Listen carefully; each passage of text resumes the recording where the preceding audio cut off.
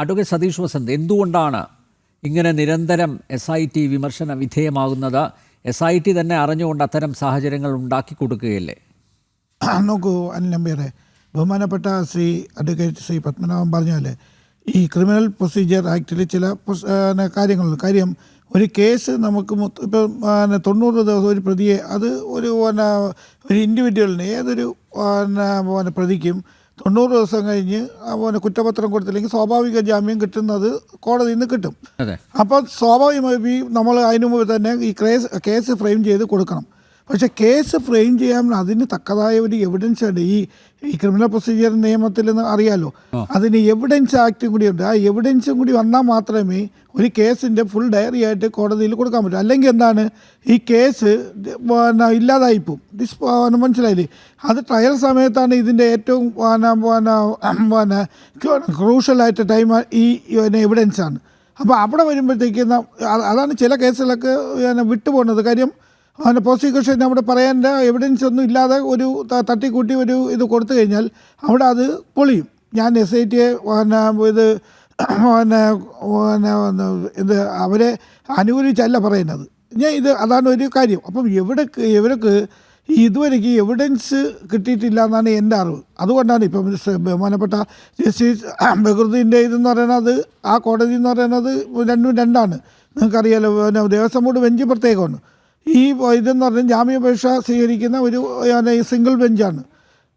അപ്പോൾ അവിടെ വരുമ്പോഴേക്കും സ്വാഭാവികമായും ഏത് ജസ്റ്റിസിന് അദ്ദേഹം പറഞ്ഞ പോലെ ജനങ്ങൾക്കിടയിൽ അതൊരു ഇപ്പം 90 ദിവസം കഴിയുമ്പോൾ ജാമ്യം കൊടുക്കുമ്പോൾ സ്വാഭാവികമായി SITയുടെ ഒരു വിശ്വാസ്യത നഷ്ടപ്പെടുന്ന ഒരു രീതിയിലോട്ട് വരും. ഇല്ലയെന്നൊന്നുമില്ല, അത് സമ്മതിക്കുന്നു.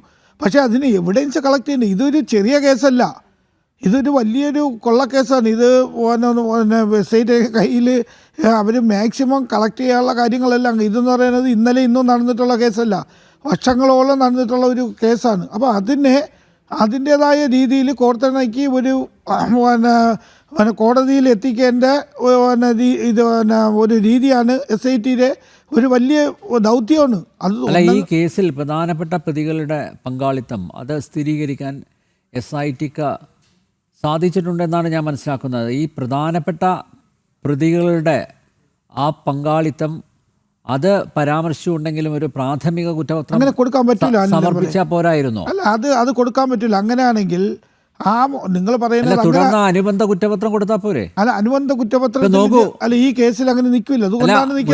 മുരാരി ബാബു ജയിൽ മോചിതനായി, ഉണ്ണികൃഷ്ണൻ പോറ്റി താമസിയാതെ ജയിൽ മോചിതനാകും. തുടർന്ന് അങ്ങോട്ട് പത്മകുമാർ ഉൾപ്പെടെ എല്ലാവരും ജയിലിൽ നിന്ന് പുറത്തിറങ്ങും.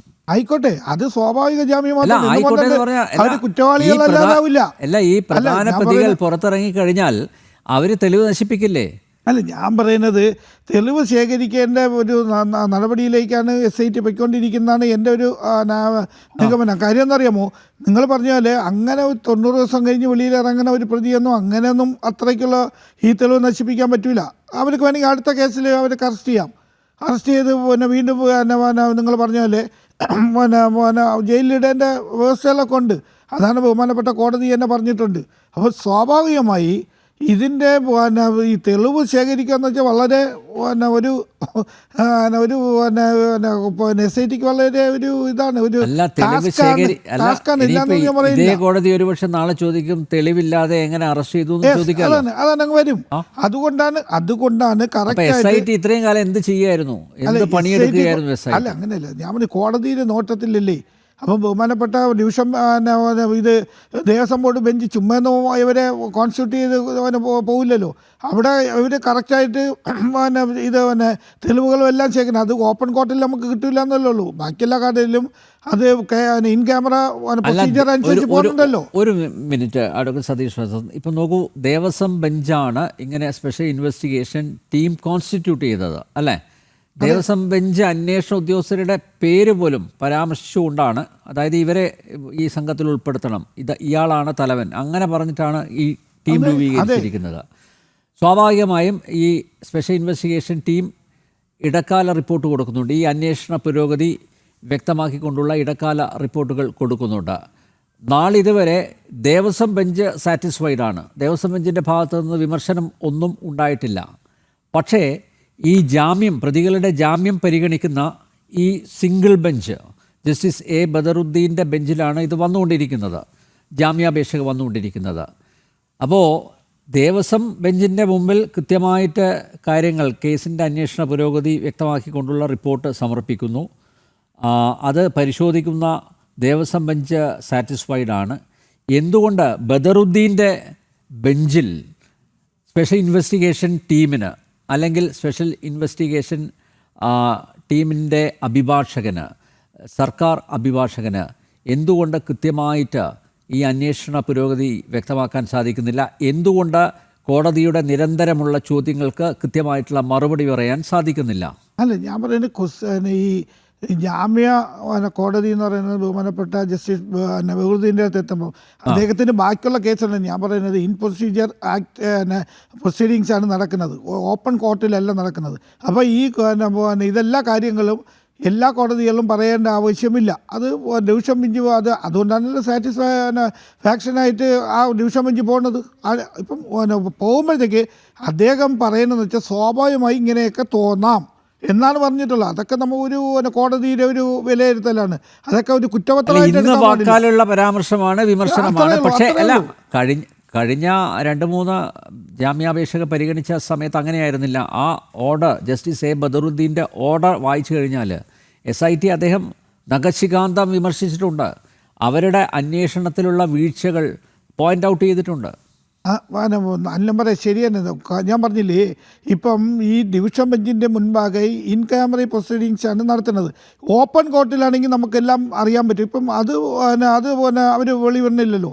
ഇപ്പം നമുക്ക് ചില കാര്യങ്ങൾ മാത്രമേ അറിയാൻ പറ്റുള്ളൂ. ബാക്കിയെല്ലാം ഇൻ പ്രൊസീഡിങ്സ് ആയതുകൊണ്ട് അത് കോടതിക്ക് മനസ്സിലാവുന്നുണ്ട് ഇതൊക്കെ കറക്റ്റായിട്ട് പോകണമെന്ന്. അപ്പം ബഹുമാനപ്പെട്ട ജസ്റ്റിസ് ബഹറുദ്ദീൻ്റെ അടുത്ത് വരുമ്പോഴത്തേക്ക് അവർക്ക് എല്ലാ കാര്യങ്ങളും ഈ പ്രോസിക്യൂഷന് പറയാൻ പറ്റില്ല. ആ പറയാത്തതിൻ്റെ കാരണം കൊണ്ടാണ് അദ്ദേഹം ഈ കമാൻഡുകളൊക്കെ. അതാണോ അഡ്വക്കേറ്റ് സി പത്മനാഭൻ? അതായത് ദേവസ്വം ബെഞ്ചിനെ സാറ്റിസ്ഫൈ ചെയ്യാൻ പറ്റുന്നുണ്ട് സ്പെഷ്യൽ ഇൻവെസ്റ്റിഗേഷൻ ടീമിന്, പക്ഷേ ജസ്റ്റിസ് എ ബദറുദ്ദീൻ്റെ ചോദ്യങ്ങൾക്ക് കൃത്യമായിട്ടുള്ള ഉത്തരം നൽകാൻ പറ്റുന്നില്ല. ഈ അഡ്വക്കേറ്റ് സതീഷ് വസന്ത് ചൂണ്ടിക്കാണിച്ച പരിമിതികളാണോ ഇതിന് തടസ്സം നിൽക്കുന്നത്?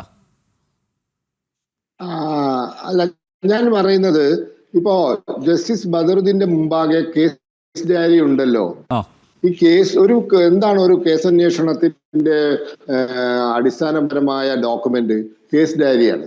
അതായത് അന്വേഷണത്തിന്റെ ഭാഗമായി എവിടെയൊക്കെ പോയി, ആരെയൊക്കെ ചോദ്യം ചെയ്തു, ഏതൊക്കെ രേഖകൾ പിടിച്ചെടുത്തു, എന്തൊക്കെ കാര്യങ്ങൾ പരിശോധിച്ചു, ഇത് ഡേ ടു ഡേ ബേസിസിൽ ചെയ്ത കാര്യങ്ങൾ റെക്കോർഡ് ചെയ്യുന്നതാണ് കേസ് ഡയറി. അപ്പൊ അത് തുടക്കം മുതൽ ഒരു ജഡ്ജ് വാദിച്ചു കഴിഞ്ഞാൽ ഏതൊക്കെ വഴിക്ക് പോയി, ആരെയൊക്കെ ചോദ്യം ചെയ്തു, എന്തൊക്കെ കാര്യങ്ങൾ പരിശോധിച്ചു, ഏതൊക്കെ രേഖകൾ പിടിച്ചു, ഇത് മനസ്സിലാക്കാൻ സാധിക്കും. അപ്പോ ചോദിക്കട്ടെ, ഇവര് 2 വിഷയം. ഒന്ന്, വിജയകുമാറിനെ പ്രതിയാക്കിയില്ല, ശങ്കർദാസിനെ പ്രതിയാക്കിയില്ല. കോടതി പറഞ്ഞു എന്തുകൊണ്ട് പ്രതിയാക്കിയില്ല. അപ്പൊ അടുത്ത തവണ വരുമ്പോൾ വിജയകുമാറിനെ പ്രതിയാക്കി അറസ്റ്റ് ചെയ്തു. എന്റെ ശങ്കർദാസ് അങ്ങോട്ട് ഹോസ്പിറ്റലാണെന്ന്. 2 ദിവസം രണ്ടാമത്തെ പ്രാവശ്യം കോടതി ചോദിക്കുക, ഇയാൾ പ്രതിയാക്കി അന്ന് മുതൽ ഹോസ്പിറ്റലാണല്ലോ. അപ്പൊ പോയിട്ട് അപ്പം ഒരു ഓടിപ്പോയി ഹോസ്പിറ്റലിൽ പോയി അറസ്റ്റ് ചെയ്തു. പിന്നെ സർക്കാർ ആശുപത്രിയിലേക്ക് മാറ്റി, ഇപ്പൊ ജയിലിലേക്കും പോയി. അപ്പൊ ഈ ആശുപത്രി സ്വകാര്യ ആശുപത്രി കിടന്നെന്താന്ന് മനസ്സിലായല്ലോ. അത് കൂടുതൽ സംസാരിക്കേണ്ട ആവശ്യമില്ലല്ലോ. അപ്പൊ ഞാൻ ചോദിക്കട്ടെ, ഇതിനൊക്കെ ഒരു മാർഗമുണ്ട്. പ്രാഥമിക കുറ്റപത്രം എന്നൊരു സംഗതിയുണ്ട്. ഇന്നിപ്പോൾ ഇത്ര തെളിവുകൾ കിട്ടിയിട്ടുണ്ട്. ആ തെളിവുകളുടെ അടിസ്ഥാനത്തിൽ ഇന്നെന്ന വകുപ്പുകൾ പ്രകാരം കുറ്റപത്രം ഫയൽ ചെയ്യുന്നു. കൂടുതൽ അന്വേഷണം നടന്നുകൊണ്ടിരിക്കുകയാണ്. കൂടുതൽ തെളിവുകൾ കിട്ടുമ്പോൾ ആ തെളിവുകളുടെ അടിസ്ഥാനത്തിൽ കൂടുതൽ വകുപ്പുകൾ ചേർക്കണമെങ്കിൽ ചേർത്ത് കുറ്റപത്രം ഫയൽ ചെയ്യാം. അല്ല, അതാണ് ഞാൻ നേരത്തെ അഡ്വക്കേറ്റ് സതീഷ് വസന്തിനോട് ചോദിച്ചത്. അദ്ദേഹം പറഞ്ഞത് അത് പറ്റില്ല പറഞ്ഞത്. പ്രാഥമിക കുറ്റപത്രം കൊടുക്കാറുണ്ട്. ഇങ്ങനെ വരുമ്പോഴത്തേക്ക്